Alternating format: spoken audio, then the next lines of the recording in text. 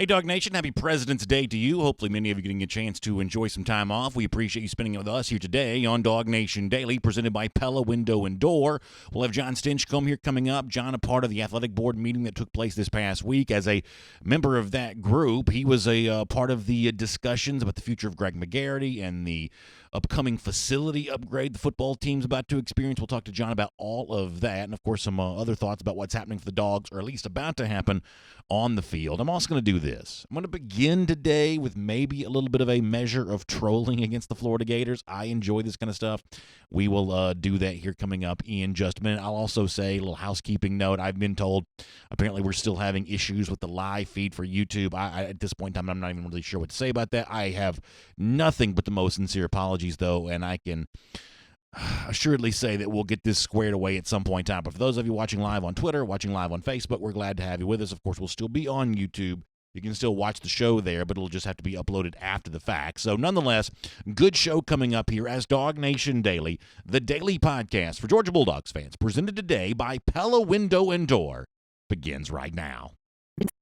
Today's episode of DawgNation Daily is brought to you by Pella Window and Door of Georgia, viewed to be the best. Presented by DawgNation.com, this is DawgNation Daily, the daily podcast for Georgia Bulldogs fans. Here's your host, Brandon Adams. So I've told you before many times that I try to be a good person in life, but I've sort of given up on the notion of being a perfect person. There are just things that I enjoy that a perfect person would not enjoy. There are things that I revel in that they, I guess, might be more evolved person might not take such pleasure in, but I am kind of what I am here. And so admittedly from that vein, I'm going to kind of begin today with what can probably be characterized as maybe a little bit of trolling against the Florida Gators. I'll totally acknowledge that. I'll totally admit that. And yet I still think it's kind of fun here from time to time. So Gators fans won't like this. Georgia fans probably will. But every so often, every now and then, we have a duty. We have to put Florida coach Dan Mullen in his place. We sort of have to remind him of kind of what the pecking order is here when it comes to the SEC East and sort of the college football world in general. Because let me remind you, there is a certain degree of satisfaction that Dan Mullen has seemingly taken in his first couple years there in Gainesville as the head coach of the Florida Gators, even though the results, especially against Kirby Smart and the Georgia Bulldogs, and this is for Mullen a head-to-head with Smart that even predates his time as being Florida head coach. But despite the fact that Mullen's record against Kirby, Mullen's record against Georgia is not very good, there's still sort of a sense of satisfaction that Mullen seems to have with the job that he's done with the Gators. Let's go back to after this year's edition of the cocktail party. Florida lost again, but apparently Dan Mullen was content to kind of take a little bit of solace in what might sort of seem like a moral victory. Mullen was pretty interesting in some of his words after that game from back in November. Let me give you a reminder of how that sounded back in the fall. Dan, Georgia's kind of been the standard in the SEC the last couple of years. 2 cracks at them now. Overall, you've done great against rivals, but this one's eluded you so far. How close do you feel Florida is to reaching their level as a program? 7 points. Do you use this game as a measuring stick for where you guys are at overall? No, we're 7 points behind Georgia. I know that. So 7 points, he says. Hey, Florida fans, I got good news for you. I know you've seen your team lose to Georgia 3 years in a row, 2 years with me, and I know you maybe saw me get my brains beat in as the Mississippi State coach going back to 2017 when I came into Athens, but I've got news for you. I've closed the gap. Personally, against Kirby Smart, I've closed the gap. Collectively, we as the Florida Gators have kind of closed the gap here. We have all brought it to bear. We're just 7 points shy of the Georgia Bulldogs. That was the word that Mullen gave you back then. Then back in January, he goes and speaks at the halftime of the basketball game. Once again, big talk. The audio quality on this is not the unbelievable atmosphere and the home field advantage you created for us down at the Orange Bowl, down at Miami to get another great win.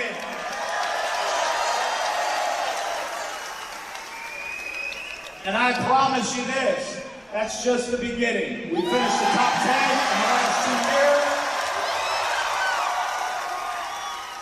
And that's the beginning. We came back to I came here to bring the Gator standard back, which is a team that's going to compete for and win SEC national championships all the time. And that's what we're going to be. So what I was going to say is the audio quality on that's not great because it was recorded from like the halftime deal at the O'Connell Center there. But you hear this more big talk coming from Dan Mullen of, hey, we're going to win SEC championships. We're going to return the Gators standard. We're going to do this. We're going to do that. And Florida fans just lap it all up. They're just eating it up. Dan Mullen's apparently their guy. But what's funny about all of this is, whether it be closing the gap on Georgia or bringing back championships to Gainesville, I say this a lot, that when it comes to things like this, if that kind of thing is going to happen, if we're on our way to seeing that kind of success for a program like Florida or really any program, recruits will always be the first to know. They will always be the first to kind of buy into this or not. They'll always be the ones that kind of can validate this one way or another. And so Mullen's words may work with media folks in Gainesville, and it may work with Florida fans when they speak at halftime of an event like this. That may work with all of them, but it does not seem to be working with the top recruits. Let me give you another example of that, this time from the class of 2021. James Williams, the 5-star safety, dropped over the course of the weekend his top 3 finalists. Now, by the way, this makes Williams a little bit of an outlier in kind of the modern world of the 2021 class, where it seems like every big recruit that's dropped finalists has kind of given you a top 10 or a top 11 or something along those lines. But in the case of James Williams, it's just a top 3. I think we've got Williams' tweet here. We'll show you that. You see the Alabama Crimson Tide. You see the Georgia Bulldogs right there in the middle, which is probably pretty good placement for the Georgia logo. And then off to the right side, you see the Clemson Tigers. What do you not see there? And listen, admittedly, as I said, there is probably a degree of trolling on this, but it's the number 1 player from the state of Florida. And you don't see the Florida Gators as a finalist for services. Now, you also don't see Miami and Florida State, which is probably an issue for those 2 fan bases to deal with, those 2 programs to deal with. But around here, we mostly care about Florida, given the fact that's Georgia's rival in all of this. How is Florida closing the gap against Georgia and on its way to bringing back championships and all the things that Dan Mullen has said? How is Florida on the way to doing that if they can't even convince the elite recruits in their own state to give them the time of the day? The same way it didn't work out with Carson Beck and Jalen Carter and Warren Brinson a year ago, Marcus Roseme. It doesn't work out right now with James Williams either. So for Dan Mullen, who would have you believe all this great stuff about what Florida's about to do, the fact that the recruits inside the Sunshine State don't seem to be believing that, I think that's pretty telling all the way around, and probably a pretty good reminder of something we've said now quite a bit, that the gap in Mullen's mind between Georgia and Florida, it may be closing in his mind, but not necessarily closing on the field, and certainly not closing in recruiting, which is the ultimate predictor for what does happen on the field. By the way, while we're also on the subject of the Florida Gators here on DawgNation Daily, presented by Pella Window and Door of Georgia, let me also mention this. One of the listeners, viewers to our program, sent this to me on Twitter. I thought it was pretty interesting. Pro Football Focus putting out its list of, I guess, lucky and unlucky teams from this past year. Now, luck here is a kind of an offshoot of how statistically a team performed, how many wins you would expect them to have versus ultimately how many wins they did have. And one of the teams they highlighted, I'll show you the tweet here from Pro Football Focus, Florida Gators luckiest team in 2019, they ask. And according to their stats, Florida should have only won a little bit more than 7 games this past season, ultimately end up winning 11.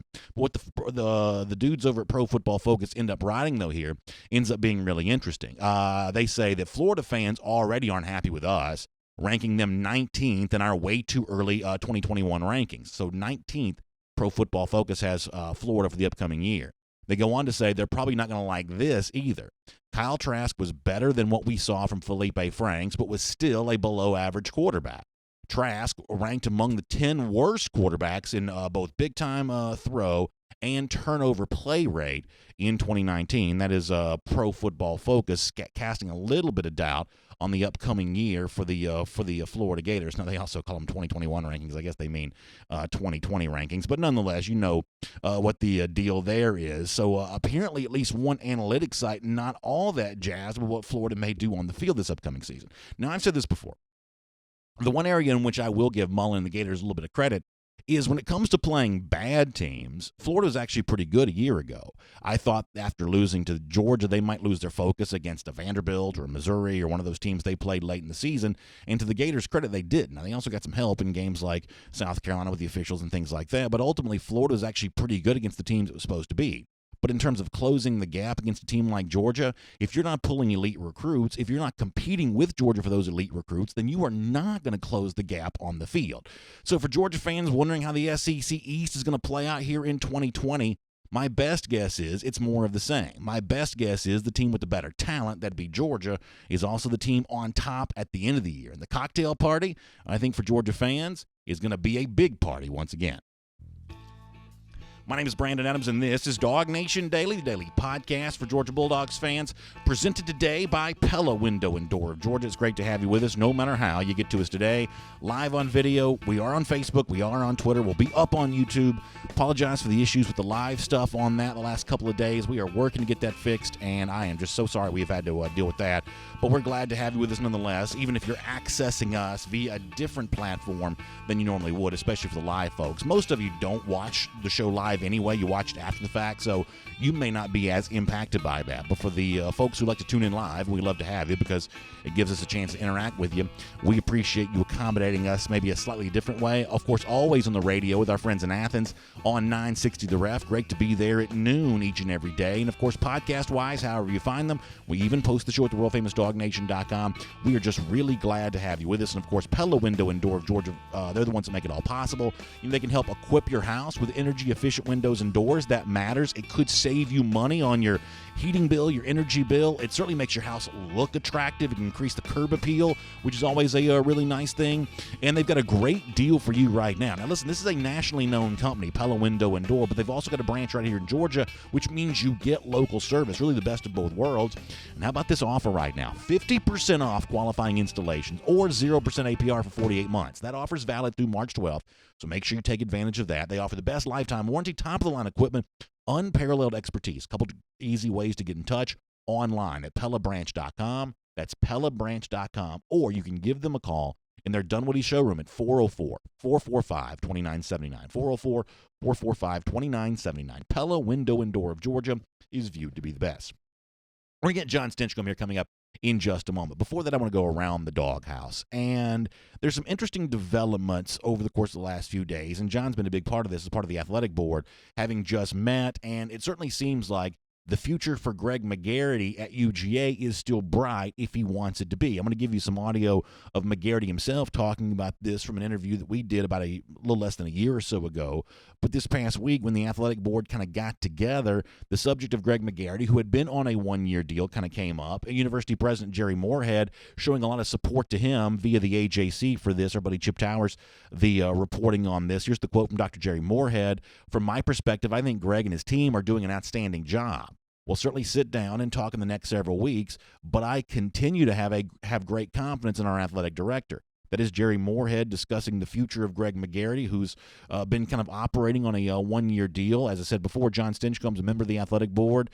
He was a part of these deliberations last week. We'll get some thoughts from him on the future of Greg McGarity here coming up in just a moment. When I spoke to McGarity, we interviewed him for DawgNation. It was back like late spring, early summer, a little bit less than a year ago. I asked him at the time about, what was it unusual in his mind to be kind of operating on kind of that one-year deal, short-term deal, where most of the athletic directors in the SEC are going to have a little bit more of a long-term type contract. Here is what McGarity told us at that time. I think something that I was very comfortable with. It's the same deal that the president has. So I've always felt like it should be a year-to-year deal here. Our goal is here we'll sit down and evaluate it at the end of the maybe in January, February, just see how things are going and everything. But it gives everybody total flexibility instead of signing a long-term deal and all of a sudden if you decide that it's time to move on. It's the best way to handle it. I think it's certainly the way I'm very comfortable with it, and the president is as well. So he and I are basically on the same grounds as far as our contract. Yeah, certainly McGarity's words that President Moorhead is comfortable with this would seem to be validated by what Moorhead told the AJC going back to last week on this. I guess here's the one thing that's going to always kind of fascinate me about this is there seems to be a pretty big disconnect between how sometimes the average fan relates to the administration compared to how the people who are maybe a little bit higher on the food chain of stakeholders, whether it be high-ranking staff, members of the athletic board. they seem to have a different opinion of McGarity sometimes than the average fan does, because if you go to message boards, if you see Twitter, things like that, sometimes you'll see some criticism of the UGA athletic department overall, and in some cases you may even see some criticism of McGarity's handling of that. This kind of coming from, some Georgia fans from time to time for various reasons throughout the years. But when it comes to the people who seem to, have the biggest stake in these decisions, you don't see that criticism coming from them. They seem to be very comfortable with McGarity in the spot that he's in right now. And obviously from a football standpoint, it would seem that Georgia's not been it's been a long time since Georgia's been on a firmer foundation than it is right now. Some of the other sports obviously maybe leaving a little something to be desired. But in terms of McGarity's role in all this, it doesn't appear to be being publicly questioned at all by university president, athletic board people, and, some of those key tastemakers that would ultimately decide the future of this. Also, as McGarity kind of figures out all of this out, and apparently the ball is in his court to be able to do that, Georgia in the process of unveiling some new renderings for a beautiful new football facility that really challenges with this arms race of facilities that seems to be going on around college football, especially in the SEC. When I spoke to McGarity last year, I asked him, was he sure he'd be here for the full duration of this project to oversee that? And here's what McGarity said then. We don't know the timelines yet. We're going through that right now. Matter of fact, I think that's one thing that even though there's no shovels in the ground, there is a tremendous amount of work almost every day on getting everything set the way that the football staff would like it. And, this will have Kirby's fingerprints all over it. But I know he's excited about it. He wants it done tomorrow. But there are a lot of dynamics involved. But I'll say this, once it's completed, it's going to be certainly the best in the country. Well, certainly we know more about this now than we knew then. We've learned some of this based on what was going on there last week. So we'll get some thoughts from John Stinchcomb on this and just kind of the role that Athletic Director Greg McGarity plays in this process right now. It's an interesting time for UGA Athletics, as I said before. The situation with football would seem to be as good as it has been. Some of the other sports maybe leaving a little something to be desired all the way around on that, yet votes of confidence all around when it comes to the job that McGarity is doing right now. So let's find out more about that. It's good to have you with us here on DawgNation Daily, presented by Pella Window and Door of Georgia. We'll speak to John Stinchcomb right now.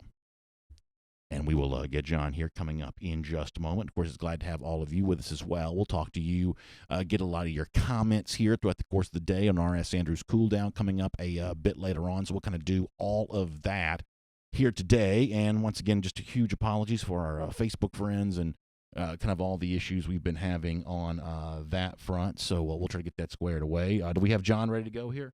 All right, John's ready to go. We're glad to have you with us. It's DawgNation Daily, presented by Pella Window and Door.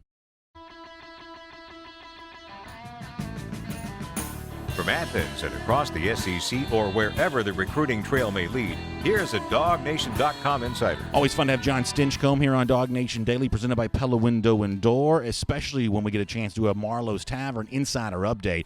Had a great opportunity to have a delicious lunch at a Marlow's Tavern this past week. And, man, you want to talk about just house-made magic. That's what Marlow's is kind of bringing to the forefront here for this upcoming season. I'm going to tell you more about that here over the course of the time of our conversation. But let me first welcome in John to the program. John, thanks for being here as a part of our Marlow's Tavern Insider Update. Hope you had a great weekend, and looking forward to talking some Georgia football with you. Absolutely, and I was right there with you. I missed our Thursday night at Marlow's, so I took the family over there yesterday just because I was having some fish taco craving. There you go. Marlow's does it right. Yeah, no doubt about that, John. I'm glad you got a little satiated on that appetite with that. It sounds really good.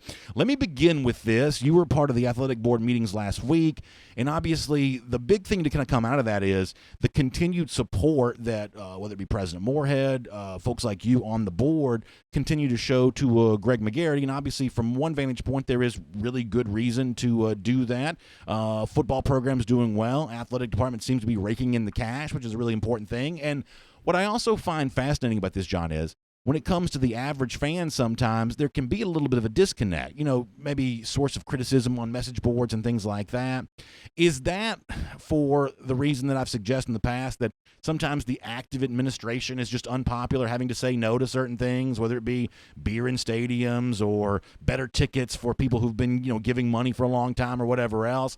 Is it just the nature of the job that's going to render it sort of certain decisions unpopular over the course of the time. What do you make of what can be a little bit of a divide sometimes between the feelings of an average fan about the athletic department and the feeling of the people who are maybe a little closer to that process, a little bit more plugged into what's going on? I think you're always going to have naysayers. You're going to have critics no matter what. There's never going to be a position or a figure who fills it that is going to please everybody. From where I sit, there's so much positive going on at the University of Georgia. It's really hard to ignore all the pros that our athletic department has been able to spearhead and initiate. You mentioned a couple of them. I mean, athletically, we're thriving in a number of areas. The football team is probably at the forefront, and it's your bell cow. All sports are important, but we're talking about the fiscal soundness of your program across the board, and that's going to be based solely on football for most places. And I don't think Georgia is an exception to that rule. And right now, things are good. You look at the past 4 years or so since Coach Smart's been there, and you have to be pleased with where we're at. I mean, we haven't had that national championship yet, but you have to feel like there's so much positive there that we're in the right zone. Financially, you compare it to other programs, and we are doing really, really well. Facilities-wise, which has been a major critique for a number of years, we're catching up in spaces that we were way behind. You look at the indoor facility, we were the last in the SEC. That was a problem. We've addressed it. And by the University of Georgia, the athletic department in general, and that's all under the helm of Greg McGarity. Yeah, that's exactly right. And, obviously there are certain athletic departments out there in big-time college sports that seem to sort of teeter on the brink of solvency from time to time. That's obviously not been the case for Georgia, and yet, as you mentioned, in some cases, Georgia was a little slow in getting an indoor facility or a little slow in getting this or getting that, the new football building that we'll talk more about in a moment. It certainly seems like there's been an acceleration over the course of the Kirby Smart era and kind of how things like that get done. And I imagine for yourself, a stakeholder that cares a lot about football, the fact that you see this aggressive approach now to making sure that Georgia has what these other programs are having, that is probably a nice thing to be able to say about Georgia right now, is it not? Winning is the best recruiter, and we're talking about athletes. We're also talking about donors. So if you're fired up about Coach Smart and playing in the Rose Bowl and being in an SEC championship game year in and year out, then it's a little easier to receive that phone call or sit down with Matt Borman when he's knocking on your door saying, hey, how would you like to be a part of the McGill Society? Well, when things are good, that's your best recruiter. And people are willing to answer those things, and the lens has changed. The perspective is more of a positive one that people see things through. So when you're saying, hey, we're going to spend $80 million to expand this facility, people can get on board with that and have. I mean, the goal was to raise half of it and use the funds in hand to fund the other $40 million, and they've already raised $47 million, which is past their goal, or it's pledged for that direction. So as a part of the athletic board of directors, when you guys met last week, you also learned a little bit more about these new facilities that are on the way and kind of what the weight room is going to look like, what the building itself is going to look like. For the average fan who may not have had a chance to kind of see a lot of these artist renderings and kind of hear about this process up until now, would you mind kind of telling us where we are along this process, your own feelings about what it's going to do for Georgia, and just a description of what it's going to look like if you want to? Well, I think we've had really good facilities, but they're dated, and you look around the top 10, if you will, of facilities, and we haven't been up there.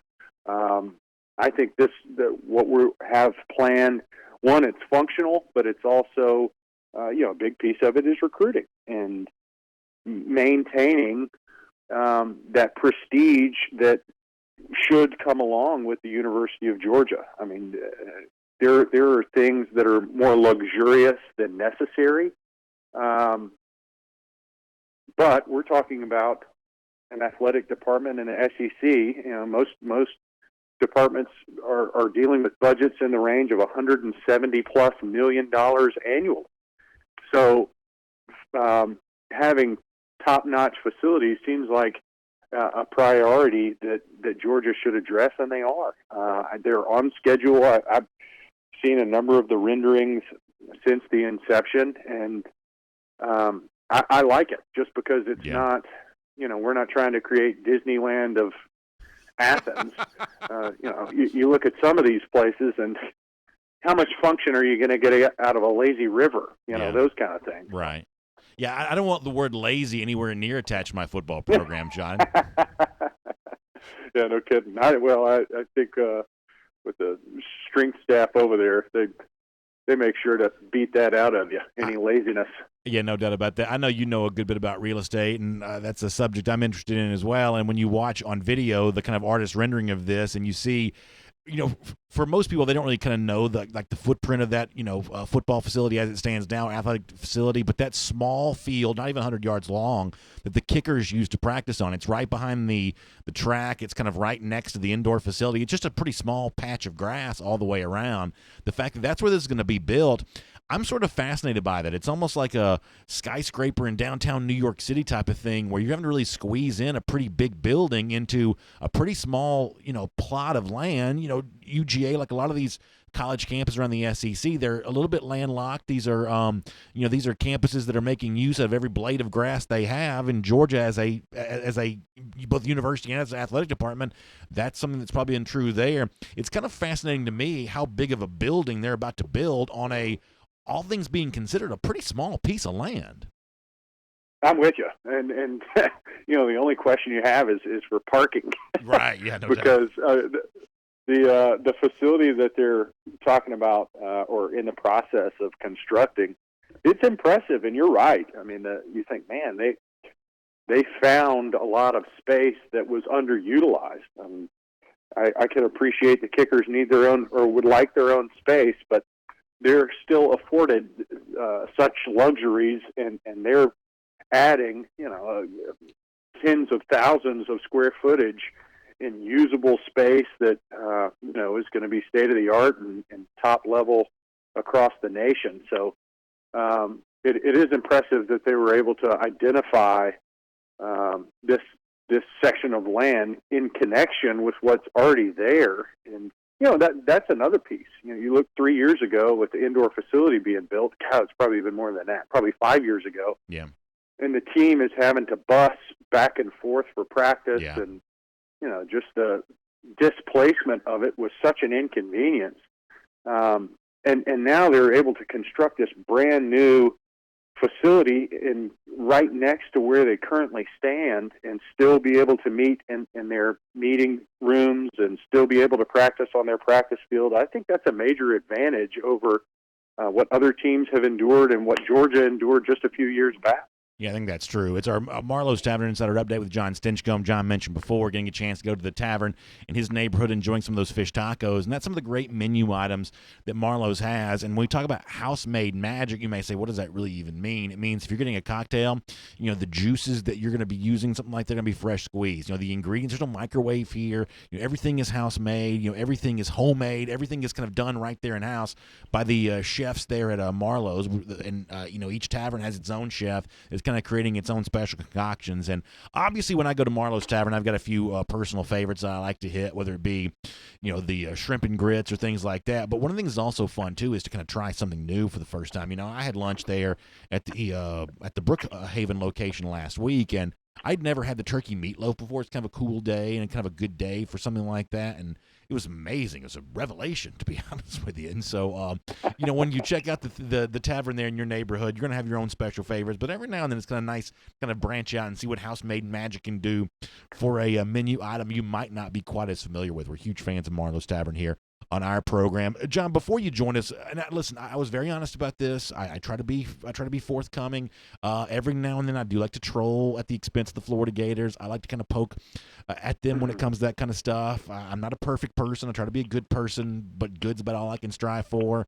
There's certain things that I just enjoy that the perfect person would not enjoy, and making fun of Florida is one of those things. And, I'm reminded of Dan Mullen, who says, hey, we're closing the gap on Georgia. We're only 7 points away, or promising all these championships. And yet, when you look at what's not happening for the Gators in recruiting, once again, the top prospect in the state of Florida doesn't include Florida among his recently released list of finalists. When you kind of see all this kind of stuff going on, I'm just not quite so sure that that Florida is as big of a threat to Georgia in the immediate future as Mullen thinks they are. Now, that's not to say that Georgia doesn't have challengers. Obviously, having to play Alabama this year is a very difficult regular season game. I don't think Auburn's going anywhere anytime soon, despite some transition for that program. But some of the hype for Florida, for me, is just a little bit difficult to believe. When you kind of think, and this is obviously still kind of broad strokes because we're still very early into the offseason here, when you kind of think of like legit challengers and threats to Georgia, how high on that list would you put Florida right now? Well, I don't want to sound mealy-mouthed, but I'd say they're the biggest threat out of the East, and they're still not close. Yeah. I think they've done a lot of good things. I think if I were Dan Mullen, I would be saying the exact same thing. What else are you going to tell your fan base? Yeah. The gap has remained the same. Of course not. I mean, they have to beat that drum. He needs to at least fake it till he makes it. We are the biggest threat. We're going to give Georgia a race for the East.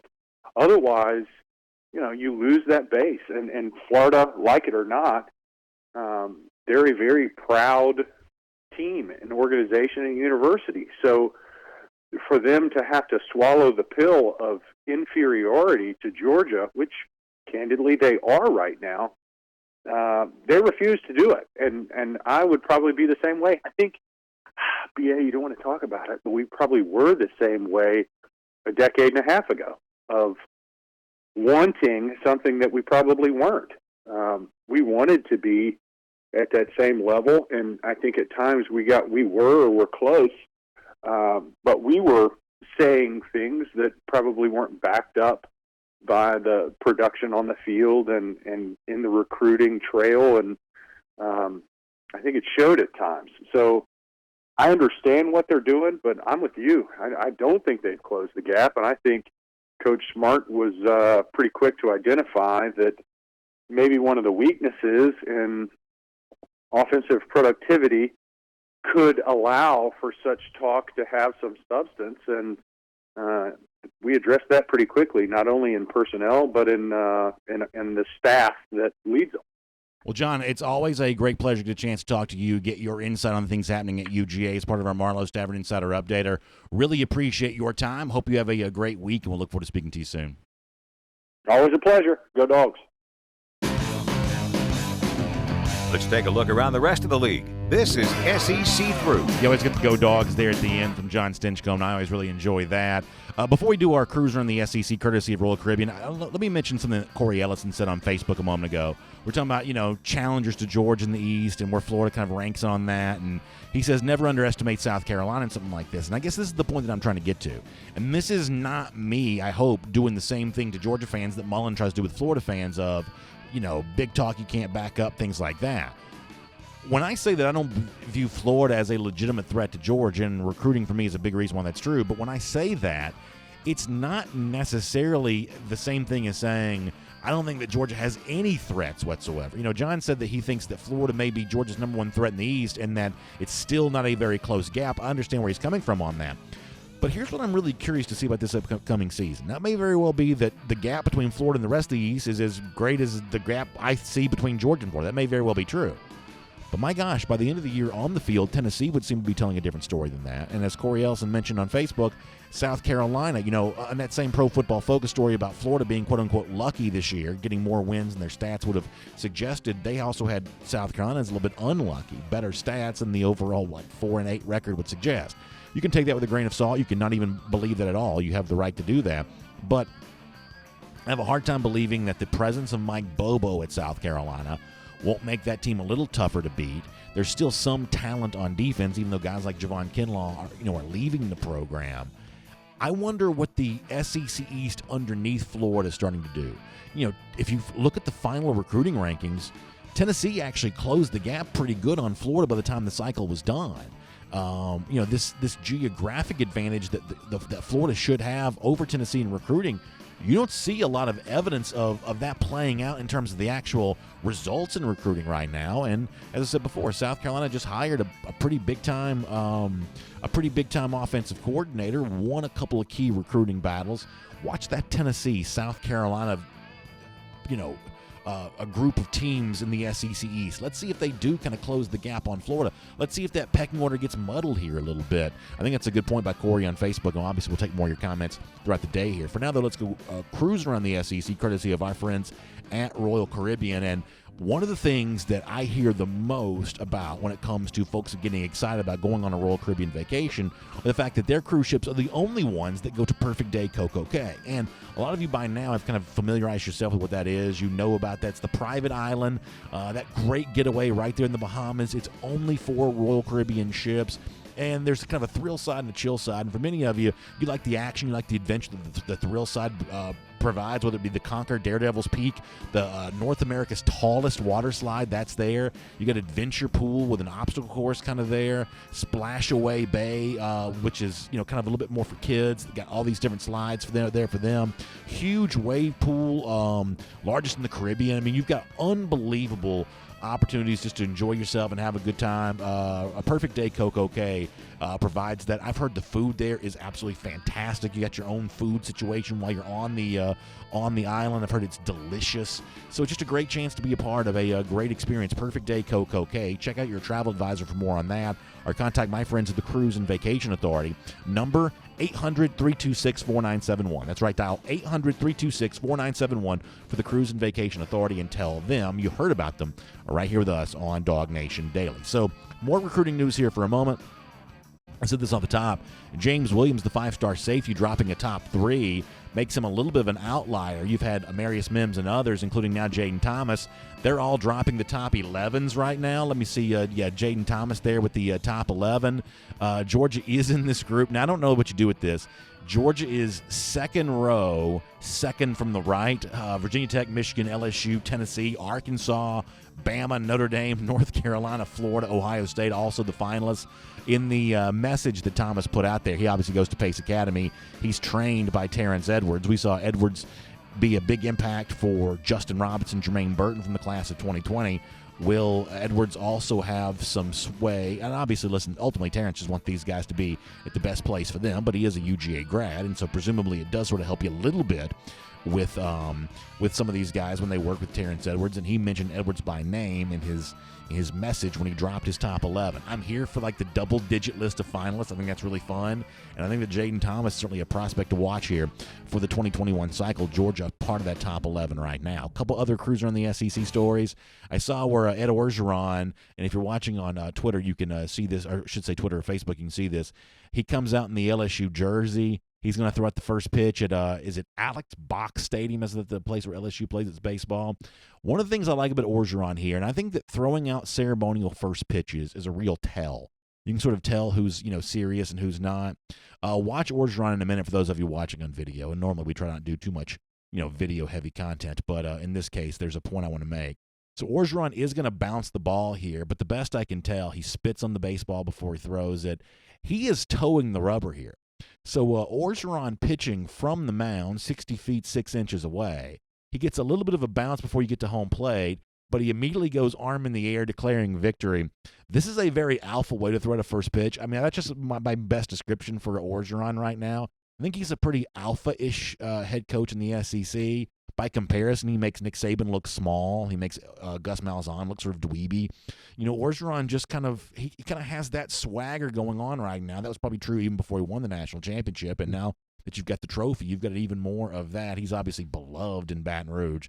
So a pretty good little video there of Orgeron throwing out that first pitch. He did bounce it, but he was man enough to at least throw from the rubber. So you got to give him a little bit of credit for that. I saw where Tennessee published a video the other day of quarterback Jared Garantano, kind of talking about some unfinished business and feeling comfortable there in Tennessee, in Knoxville, getting a chance to work with the same offensive coordinator for a second year in a row with Jim Chaney there. He's feeling pretty good about that. That was a part of an official video that Tennessee put out.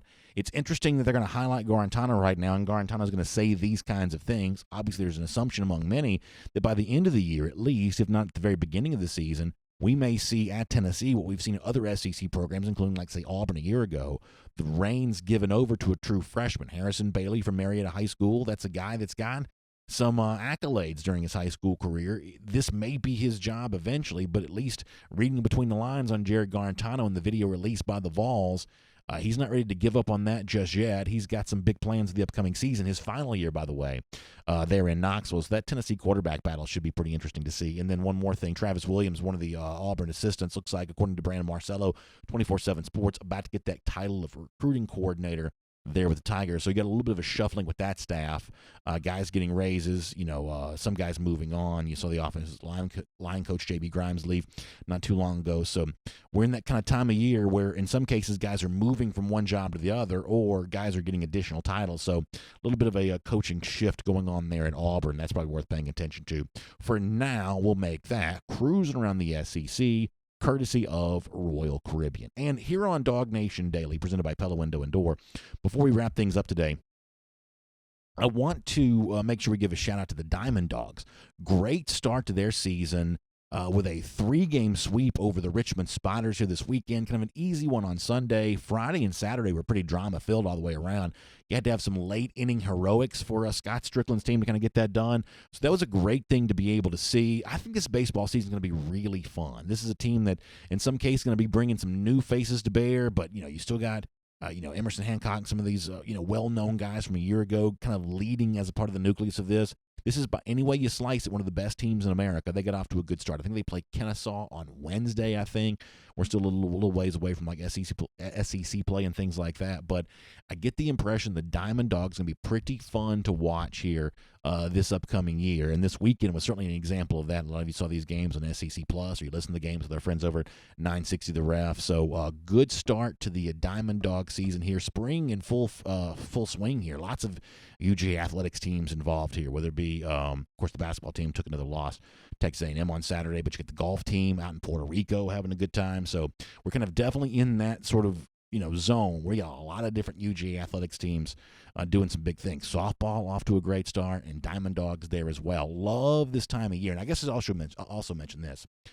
So I'm not the world's biggest track and field expert. I've told y'all that before. But this Matthew Bowling man is really pretty amazing. More record-setting performances for him. That's the kind of thing that kind of puts track and field on the radar in a way that probably otherwise would not have been before. Even someone like me, who admittedly doesn't always know a ton about the Olympic sports, even someone like me is kind of going to raise an eyebrow when you see some of the things that he's doing. So it's not football season, but there are still a good number of things going on around campus there in Athens. So shout out to the Diamond Dogs and Matthew Bowling and everybody else making it a fun weekend for UGA athletics. So I'll also finish with this. I think one of the things that may be interesting is watching what's about to happen with Charlie Strong, of course, former Texas head coach, guy that's kind of bounced around, been defense coordinator in the NFL, in the SEC. We may be seeing some movement with him in terms of landing a job here pretty soon. There was a lot of message board stuff about that. The Florida message board's kind of doing some stuff, Alabama message boards. This is going to be one to watch to see where Charlie Strong lands here coming up in the days ahead. That should be worth paying attention to. And for now, here on our program, DawgNation Daily, presented by Pella Window and Door of Georgia, we shall finish where we started by letting you know 1,206 days. That's how long it's been since those lousy, stinking Gators have beaten the Georgia Bulldogs. That's good news here on DawgNation Daily. I'll also tell you, Friday, February 28th, we're going to be at the Atlanta International Auto Show at the Georgia World Congress Center. Come on by and see us. Or go to GoAutoShow.com for more details. That's GoAutoShow.com. We will see you tomorrow, DawgNation Daily, presented by Pella Window and Door. And on video, good to have you with us as a part of our R.S. Andrews Cool Down. Of course, air conditioning, heating, plumbing, electric. R.S. Andrews can do all of those things for you. They do all those things for us, including getting that $99 mega furnace safety check. You can certainly be taken good care of with them. They'll make sure your system's back to factory fresh specs. It's one of those things, and today it's kind of like this too, where it's like it's warm during the day, kind of cool at night. That means that heat kicks on at night. You want to make sure yours is working the way that it's supposed to. So we're on Facebook here. I'll try to get some Twitter comments as well, and we can have a good time. Philip Sharp wants to know why Matthew Bowling's not playing football. A lot of people have asked about that. Shelton Tucker on the subject of Carson Beck, something he literally talks about nonstop every single day, over and over and over again. David Dowling says that Mullen's a clown. The gap's about to be larger. I love that. Peter Jeffrey Wilson says the track teams have won a national championship. That's right. A couple years ago, I guess they did. That's right. Matt Rukavine on the subject of Georgia basketball, at least I believe. Yeah, that's it's kind of a rough situation there for the basketball team right now. Jamel Major saying, I'm not sure what he's talking about actually. Graham Nicholson says, making the comparison between what's going on with Tom Crean right now, what's going on with what originally went on with Bruce Pearl there at Auburn. And, that may be a fair comparison. I've certainly heard that comparison before, that patience for Auburn with Bruce Pearl kind of paid off, and now they're doing well. And clearly Crean got dealt a little bit of a bad hand because they just have no bigs whatsoever. They have no, post presence. They have no rebounding presence. Some of that, is because they just got kind of stuck without any kind of bigs. And obviously I think that Crean deserves a chance to kind of fill that void in the roster, bring some guys in, utilize the transfer portal, which I think is going to be a big part of college basketball going forward, do some of this through recruiting as well, and, kind of see if that changes. But the way in which, I made the comparison before, when you look at what Tech has done to kind of get better, beating Louisville the other night, it seems like a lot of that's been done by defensive, rebounding, older players. It's almost the exact opposite as the blueprint here for UGA. And you can do with that what you will, but it's definitely kind of a shaky time for the Georgia basketball program. For all I know, the patience in Crean's probably warranted, but you'd like to see some example of this team getting better. Robert Barnes says our Diamond Dogs are for real. Here's what I can tell you.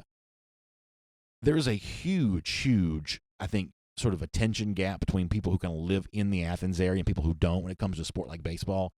These games are hot tickets right now and really fun and really, it's not easy to get Diamond Dogs tickets right now. And that can be true at times for a lot of the various sports on campus, even though on a show like this, we kind of speak to the entire state, really the entire world of people who care about UGA. And our show is always going to be like 99% football. And yet for a lot of the UGA fans who maybe are in and around Athens, they're going to Foley Field on the weekend. They're seeing these games. And I can tell you, as Robert said, he said the team's for real. We'll find out, this spring, what kind of tournament run they make. Obviously a disappointing exit last year. But being a lot of fun, being a lot of high-energy atmosphere around Foley Field and the other SEC venues they go to, that's really true. It is really fun how the SEC fan embraces baseball. You have this huge line the other day to kind of get into the student section for Ole Miss. Obviously, LSU tickets are a hot ticket. Vanderbilt, South Carolina can kind of be a hot ticket. Obviously, Starkville for a long time. Mississippi State's been great at that. We don't talk a ton of baseball because we're kind of a football-centric show. But it is really fun to watch the way baseball has just taken off in the SEC. I think the SEC network deserves a lot of credit for this. And this is probably true for women's basketball, gymnastics, things like that as well. The TV platform the SEC network has given these other sports, even though the SEC network makes like 9.9% of its revenue off of the football stuff, the way in which they've given a platform for these other sports, I think has made the other sports bigger and better, and it's made them more fun to follow. I think SEC Now, the show, does a good job of covering these sports during the year, a little less than you get for football, but still pretty good all the way around. It's actually a really fun thing to be able to see. Philip Jordan Wells giving you a major league quote. I'm always okay for that. Always there for that. Jacob O'Neill says, y'all talk about basketball, BA. I don't know if that means he wants us to or he thinks we've talked about it too much. I can't tell, but Phil Rogers says, I just want to see Georgia beat Florida in baseball. Yeah, I'm always there for that. Always there for that. Randy Griffin, the subject of Georgia not closing out some of these games in which it's had leads. Yeah, that's been rough. That's been rough. Philip Sharp says, is the new facility going to be a skyscraper or a small piece of land? It's going to be taller, yeah. It's going to be a little taller. I don't, how tall exactly, I'm not 100% sure, but it's going to be a little taller because the field itself is like, it's probably a little longer than half a field would be, maybe. And like for the most part, it's just like where the kickers go and kick. That's kind of the spot where they're kind of putting it in. Somebody mentioned the Ray Goff coaching tree alive and well at South Carolina. They're between Tennessee and South Carolina, kind of trading back and forth in these former UGA guys on their staff. That's pretty funny. Pretty funny. Rich Olenek says that being fast doesn't make you a good football player. Get real. Yeah, we've seen like the track only guys in football before. Like, wasn't like, I'm going to date myself a little bit, and this is actually a little older than I'm old enough to remember. Wasn't Willie Gault with the Bears kind of a track only guy a bit? We've seen these guys who are like sort of track first, in some cases not even football second, but like just track first, and then like way back in the periphery football second. That doesn't always work so well. Philip Sharp giving you Mullen with the 3 L's. I love that. I love that. Somebody said I was dissing Shelton. Like my goal is not to diss anybody, but I do like to vary our conversation a little bit. This is that portion of the day where I kind of like to allow y'all to have some freedom in terms of directing the conversation, and it just works out better when we have more things to talk about as opposed to the same thing every day. Let me see if I can pull us up on Twitter here, and let's see if I can get going on. Let's see if we can do some of that. All right, here we go. Let's see if we can do some Twitter thing. Turn that down. All right, we'll get some more Twitter comments here coming up in just a moment. Give you a chance to do that. And hopefully this YouTube thing will be fixed here pretty soon.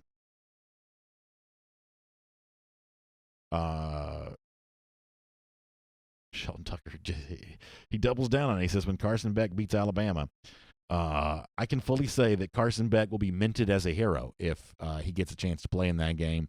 I'm really excited about Jamie Newman, though. And for me, being excited about Newman doesn't require being less excited about anybody else. You can be excited about both. Jeff Ingram, by the way, giving us, is it Bullet Bob Hayes? Was he the track guy? Yeah, Doug Rayburn, kind of the same way. Peter Jeffrey Wilson, Ronaldo Nehemiah as well. Rob Gordon says that Stegman's an awful, outdated facility.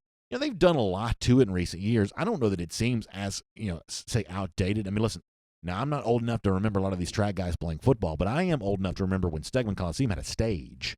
Like it was like your old high school gym that you'd have like, the Sadie Hawkins dance in. I mean, you had like a stage on one end. I can remember when they had stables on the outside. So, compared to what it used to be to what it is now, it's actually been upgraded a pretty good bit. They've widened the concourses outside. It certainly looks better than it used to. And at this point in time, I guess it's probably fine, not a plus for Georgia, but maybe not quite as much of a minus anymore, given the fact they have, upgraded a pretty good bit. We'll do a couple more minutes here, and we will get ready to roll on. Michael Robertson says any more on the Evans saga. So there was some, and by the way, I guess we are live on YouTube now. So for those of you who've kind of dealt with some stuff on that, we certainly apologize for having to deal with that here. But as far as the Evans things goes, there was some reporting. I think it was from the Florida 24/7 site, and I'm always careful not to, that's not my news to break necessarily, but I guess there is a chance that Evan's going to take an official visit to Florida here coming up. We know based on the interview that he did with our buddy Trey Wallace, and we had Trey on the show to talk about this. He interviewed Evans. Evans said he was going to take another official visit in March. That's when the new kind of calendar kind of rebooted and you have a chance to start taking official visits again. You can't do that right now. So he wasn't going to be able to take his 5th official visit until March. I guess there's now some growing sentiment that maybe Florida might be the school that gets that, although it sounds like that Ole Miss and Tennessee may still be the leaders, but it sounds like Florida may get that official visit. And like I said, that's not necessarily my news to break, but that's kind of what's been out there on the internet. Randy Hall says Evans not coming to Georgia. At this point in time, it seems pretty unlikely. It does. I mean, but Smart saying what he said on signing day about the character matters, all that kind of stuff, and obviously we don't have to read between the lines on this. Evans it's certainly widely believed that the reason why he's not coming to Georgia is because of some off-field issues he may have had there, allegedly, at his high school in North Shore in Houston. I didn't think Smart saying what he said on signing day about, character mattering and things like that. I didn't take that as an immediate, definite end of the Evans saga for Georgia. As time passes, though, you're just not really hearing anything other than these other schools. You're not really hearing Georgia involved in this really at all. James Crump says, I can understand the Beck talk if he was the number 2 recruit in the nation like Fields was. Beck was rated a good bit lower. It's a huge difference. And I do think that's true. I think for any recruit, stepping in and playing right away is a very difficult thing to do. The fact we've seen some guys do it, certainly Jake Fromm became a starter as a true freshman at Georgia. I think that Fromm made that look easier than it actually is. And it's not disrespectful to Beck to say that for he and Mathis and all these guys, there's a little bit of a steep learning curve. Corey Ellison says Evans posted a pic in an Ole Miss uniform. Yeah, Evans is one of those guys that he does most of his stuff on Instagram, and that's for an old like me. Sometimes Instagram can be hard because I know he does a lot of these Instagram live videos. I'd have a better time of finding a buried treasure than I would finding Zach Evans' Instagram live video. So Evans can be a little bit tough for me to follow sometimes because a lot of what he does is on YouTube. I keep saying YouTube. I guess I've got YouTube in the brain. A lot of what he does on Instagram as opposed to Twitter, that makes him a little difficult for me to follow sometimes. Matt Rukavina says Evans to the Tampa Bay Vipers of the XFL. If the XFL survives, I could see somebody doing that at some point in time. I guess here's my selfish take on this, whether it be Evans or anybody else. I believe that college football is going to do a better job of developing you than one of these professional leagues is going to do. In fact, I think we see decades and decades and decades and decades worth of track record of this, that college football gets you ready for the NFL. It validates you as a first-round pick. It puts you in a level of competition. There's a level of teaching. If anything, college football ought to say to the NFL, hey, we're charging you for developing these players. I mean, I'm very pro college football, always will be. I don't fault a guy, if you want to use Evans as an example of this, I don't fault a guy like that for wanting to go get some money. I don't fault that necessarily. Go get paid if you want to. I'm a capitalist when it comes to things like that. But in terms of it being the best decision for football development, I don't believe the XFL is going to hold a candle to the SEC, big-time college football, when it comes to developing you for the next level. So if a lot of guys do that, the sport's going to suffer eventually. The NFL is going to suffer because it's going to have fewer well-developed, young, talented players. College football is obviously going to suffer because of the drain of talent from it. But ultimately, the example I use all the time is a guy like DeAndre Baker would not have been a first-round pick if it wasn't for college football. Baker was a relatively low recruit, at least compared to the very highest-rated recruits. But he comes in college football, he balls out against the best of the best, and by the time his time at Georgia was done, he had validated himself as an upper-echelon player. If football was like baseball, where 18-year-olds are getting drafted, as an 18-year-old, Baker would not have been on the NFL's radar necessarily. It's an example of college football developing and validating his talent. And more guys are like DeAndre Baker than, say, the opposite of, even as an 18-year-old, you knew they were a can't-miss prospect. There are more guys who become prospects through the process of college football than there is the opposite. And so I'm always going to root for college football to survive because I think football's better for it. Iris Carter says Evans shouted out the dogs on his Instagram the other day. Well, there you go. John Paul Harris says, this is an interesting idea. Paint the ceiling of Stegman Coliseum white would improve 100%. Can you imagine that job of you have to be what was it? Who was it that painted the Sistine Chapel, laying on his back, painting? You may be surprised to find this out, but I'm not an art expert. But having to lay on your back and paint the Sistine Chapel. Maybe you could do a big mural on the top of that thing, like Dominique Wilkins dunking a ball. That'd be amazing. Somebody should commission that. Jimmy Guthrie says, any update on Mathis being cleared for contact? So I talked to some people close to Mathis near the end of the season. They were very optimistic. This is one of those things where people are going to continue to sort of speak in very cryptic language when it comes to this, but the people that I talked to, people who would know, were very, very optimistic. So I think that the feeling around Mathis is actually pretty positive right now.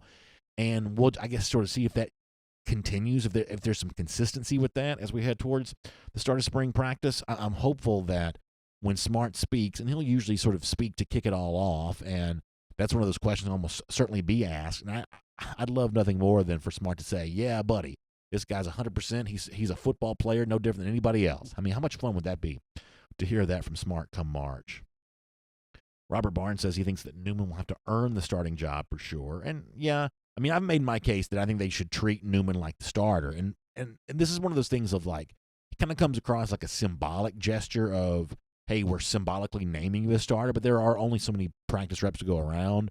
New offense, new school. I think that Newman would benefit from getting as many reps as he can get. So as much as, like, you want to sort of tout the notion of competition, he's got to earn that starting job, making him earn the starting job is taking practice reps away from him during the spring. You got to sort of play that trade-off.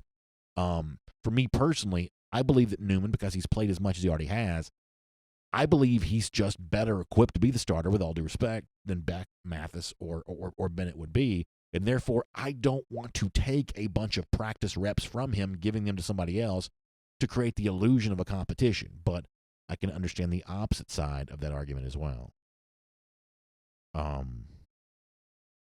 What else? We got to get ready to go here. Matt Rugavina says, this has to be a record. I got 2 BA mentions, but not the comment I want him to read. I'm sorry, Matt. I apologize. And what's frustrating is this is really the only comment section we're even using today, and I'm still missing your comment. I apologize. Mad Dog 19 says he's completely over this is on Twitter, by the way, over the Zach Evans talk. Let it go already. So you should know, Mad Dog, we're not doing this on the main show or anything like that right now, but when people ask the question, I'm going to answer it. See, I'm a big believer that there ought to be a sort of an avenue for, like, the most common questions to get answered, and even though there's a certain level of fatigue when it comes to the Evans stuff, and really a lot of topics you develop some fatigue with over time, they are still the most common questions. And so our R.S. Andrews cool down will always kind of be an avenue for the most common questions to be answered. All right, let's do 1 or 2 more. And Matt, if you'll put your question you want to be answered, of course they're still doing puns. He and Philip Jordan Wells are still doing puns.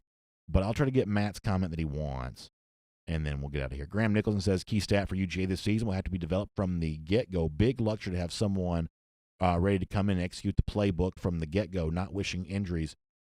So Graham Nicholson kind of weighing in there. Philip Jordan Wells and Matt Rugavina love their puns. Robert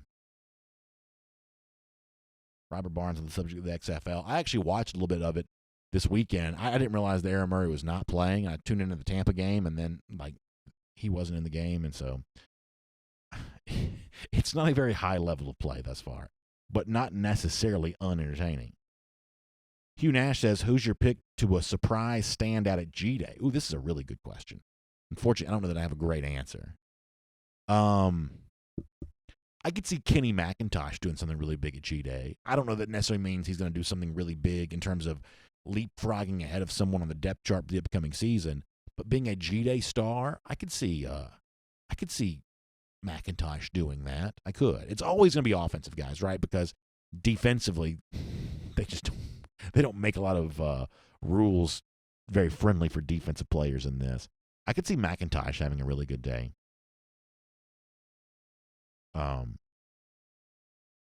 Robert Reynolds says the Valentine's Day steaks were a huge hit, BA. That's good to know, Robert. Glad you had a good Valentine's. Glad you had a good Valentine's. All right, anything else? We got to get ready to go.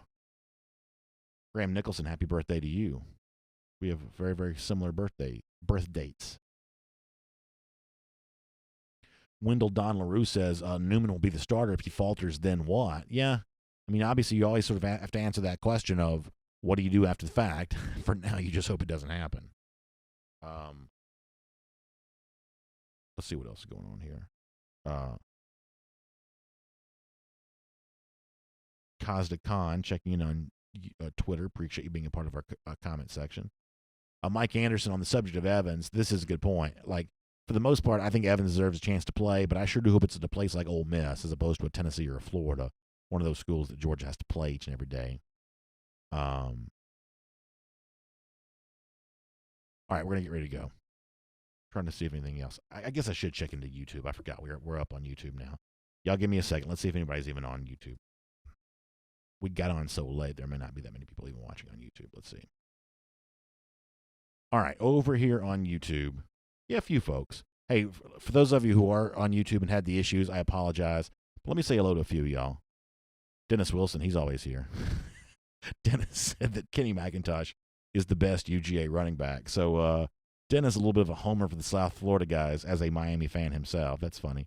GB2, yeah, sorry, GB, about all the issues here. Michael Porter says he's not even sure if this page is working or not. It is working now, I guess. I'm sorry we've had so many issues. Bulldogs Mafia, love that prediction. Michael Porter, you think that Swift goes to the Falcons? I think the Falcons should draft. If you give me my choice of drafting like the second best pass rusher, which Atlanta is certainly a position of need, or the best running back, I want the best running back in that spot. I wrote about that last week at DawgNation.com. That's what I would do. Daryl Fleming says he's been missing us. Yeah, I'm sorry, Daryl. Hopefully we got this thing fixed. Yeah, Keith Finney. Yeah, hopefully we get it fixed. GB2 also thinks that Kendall Milton will be a surprise on G-Day. You know, for those really highly touted freshmen, surprising is a difficult thing for them to do because the expectations are already so high as it is. So really good stuff. We shall see how it all plays out. By the way, make sure you check out the AJC for Atlanta News Now. Some really interesting stuff. The subject of the Braves and the Tomahawk Chop and the future of all of that. Rob Manfred, the Major League Baseball commissioner, addressed that yesterday. You can read about that at ajc.com. And really just get your Atlanta news now each and every day at ajc.com. Check in throughout the day to stay informed about what's happening in your world. Also, huge thanks to R.S. Andrews for bringing the R.S. Andrews cool down to you. Air conditioning, heating, plumbing, electric. They can do all those things for you story after story. They've been delivering smiles, and they can deliver a smile for you when you check them out online at rsandrews.com. You'll have a great day. I'll see you back here tomorrow morning, 10 a.m. for DawgNation Daily, presented by Pella Window and Door. We'll talk to you then, everybody.